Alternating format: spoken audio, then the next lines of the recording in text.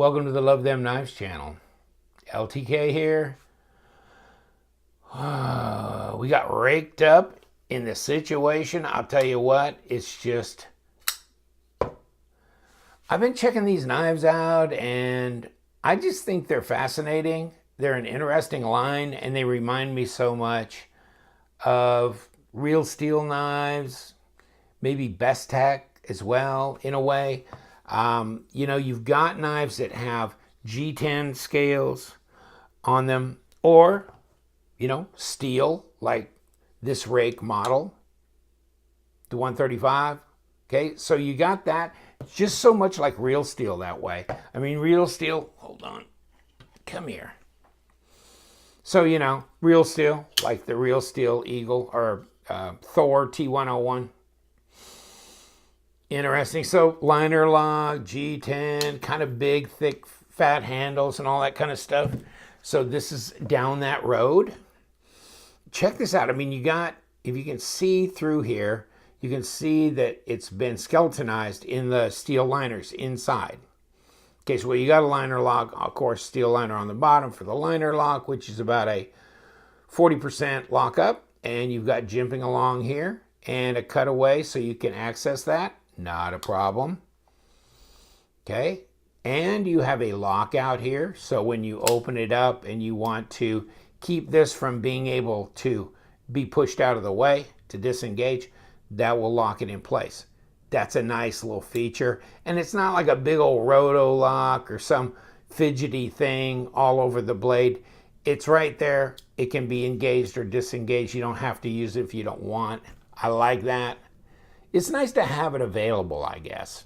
Doesn't hurt as long as it's not all over the place, you know, making a big statement. And this is the P138 L. This is in like a desert sand color. 14C28N Sandvik steel. There you go, desert sand. And you know, they come with the, you know, the outer box area. Hey, what? And the inner box area, which I hate these boxes. I mean, I like them because they're great and crush proof, but I mean, when you close them, then you can't grab the bottom of this box. So you got to kind of shake it down to get it to come out. If they would just do like they've done in some of their boxes where they do a little cutaway on both sides, you could just grab the bottom part of the box and pull it away. Just bitch and moan, you know, what can I say? And there's no like microfiber cloth or anything. There's just all this kind of paperwork. This will come attached to your pocket clip. This right here, okay? I took it, obviously took it off. And there's your warranty or sign up or registration card. And then here's the information on this specific model, which is nice. So there you go. Product warranty, that kind of thing. So get that out of the way. It's not a big deal. We're talking about a, you know, more affordable, budget-oriented type knife. So it's not, you know, a $300 titanium, you know, anode, whatever. But that is, you know, that G10, look at that. It is pretty thick and blocky. And it's contoured. And it's milled. So you got this interesting design. And this is one of the more expensive of this Rake line. I think this one goes for around 55, 57, something like that. And it's strange how these, like, you know, you've got these inset liners in here. Then you got this. Oh, let me see if I don't have a little bit of paperwork. Jeez, I should add that sitting right out there. But in any case, here we go. Here we go. And yes, we're good. Sorry about that. There you go, Phoenix. This is the 138. It comes in a black, comes in a desert sand. Well, okay, $67.95, but I've never seen anybody put that price on them. It's been closer to like upper 50s, something like that. But here you go. You can pause and read if you want. Tanto style blade, G10 handle. There's your blade material. There's your overall length in millimeters and in inches. So 3.5-inch blade, under 9 inches. It's kind of long overall. 5.5 ounces. 5-year free repair warranty, and you got that lock and all that kind of stuff. I got another page or two, maybe if you're interested in this just being there for a pause and read, kind of the schematic. You know, you can see that it's like 3.5 millimeter thick blade stock, showing the layout. And you know what? They're saying roller bearings are awesome, really nice knife. I got some good press there from that one person. So, you know, and I don't know if I could disagree with them. You know, you've got some pretty nice hardware on here. Look at these screws.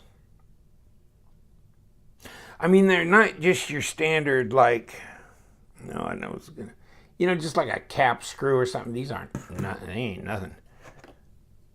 Oh God, I hate to use this as an example, but you know, just a standard kind of cap screw thing. You can see how that is. And if we got another example laying around here, but that's pretty nice machined hardware. I haven't disassembled this, so I guess I need to, because I didn't know this had the roller bearings on it. Of course, on this side, you have no access to the pivot. Then that's when you pray to God that they do not put heavy Loctite on here, because if you start unscrewing this and this starts turning, how you stop this from turning? Good luck. You may put some heat on it, try and break it out, but I haven't had any of that problem though. I have taken 1 or 2 of these apart in the past and never had any issues. So, and then again, you know, some of these, and I'm assuming that this is a round pivot pin, but it may be a D-shaped, and if it is, then yes, this is stabilized and won't turn anyhow. So, yeah, I forgot about that. It's pretty well centered, and I did check this. It had a little bit that I could turn it in, so obviously it wasn't Loctited, and I did. I tightened it up just a little bit, and it's just about right on. You know, it's really, really close. Overall, though, it's a pretty good sized knife. Really? That's what you get for looking through a camera. 8 3/4 overall. You know, 22 centimeters and, you know, 3.5-inch blade. Well, and you know, and if you want to lay it down like that, I mean, if somebody just lays a ruler down, they're going to go, well, that's 3 3/4 at least. So it just depends on how you measure that thing. And if it's 3 3/4, then it's about 96 millimeter length blade. So it just depends on how you're going to call that one. See? I mean, you've got this point sticking way, way out here, but you got a lot of blade down under here, or at least the choil, or at least it's not the, so 95, 96 millimeter blade, or 3.5, however you want to make that call. Blade stock. 3.5 millimeter, and that's what they were saying. Oh, in inches, 134 thousandths. Ooh, well, that's a fat daddy, isn't it? This will fill your hands up, folks. 0.6 of an inch all day long. 15.5 millimeters. So yeah, you know, this strikes me as more of a real user knife, and duh, but you know, for the price range, yes, it's probably made to be that. But I mean, the knives that are real user knives are ones that just fill your hand up. Just fill your hand up, and this one does. The action on this is really good. I mean, now, these knives are all a lot like the Real Steel, the Best Tech, and whatever else. They don't have, they're not, you know, you can gravity flip them. They do not have the detent like a 7 or 8 on my detent scale. I mean, these are like a 5. You know, you can just push it out. You know, you can fail this, but the bearings are so nice. I mean, it snaps. I mean, if you just give it some intention, bang. I mean, and so the good thing is, if you needed to, you could gravity flip it. You don't have to mess around. So, hey. And how's the reverse grip? Pretty comfortable. This is not the most ergo knife. I mean, look at the angular lines on here. This is not exactly like perfect fit for every finger. It's the general kind of cutout choil here with a general kind of palm swell for here, but it's angular. It's meant to kind of come out at you with this angular tanto blade, with this angular handle, and make some kind of a design statement. So as far as, you know, the most comfortable knife you've ever held in your hand, no. But no, it's fine. It's fine. And it's a good handful, which is also fine with me, like that. You've got, at least they came forward with a little sharpening choil here. That's a good thing. Will it cut a piece of paper?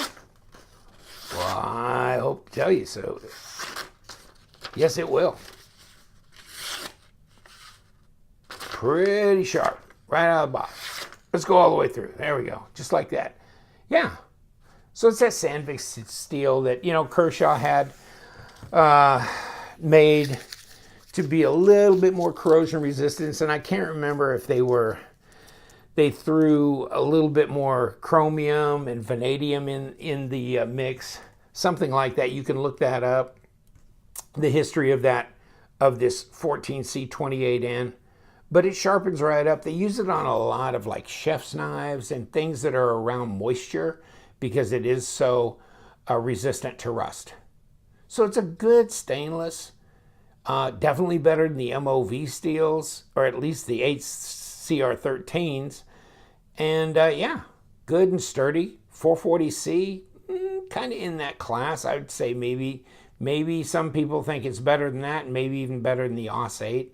Just depends on what you're looking for, what kind of environment you're going to be putting this in. But yeah, it disengages. It shakes down. And just depends on how you have the pivot adjusted, you know, how you want that to drop. More of a guillotine or more of a shakedown. I mean, that's up to you. I just usually make sure it's tight enough so I don't have any blade play. And there is none. There's no lock rock. Good looking knife. I don't know. What do you think? I mean, it comes in a nice crush-proof box. So the packaging is definitely nice. And, you know, you got the outer little sleeve thing that comes with it, too. So, I mean, that protects it from shelf wear.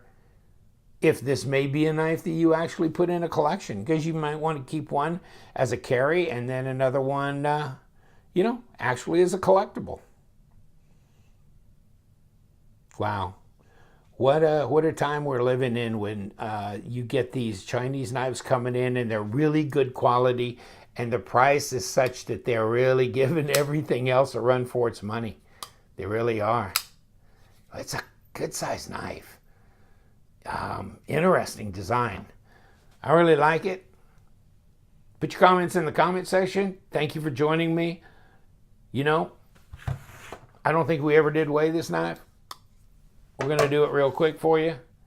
Like they said, 5.5 ounces. So, and I think the readout gave you the grams. It was 158. I think they were a little bit different than, I think they were 5.5. But so, there you go. Just remember, wherever you go, there you are.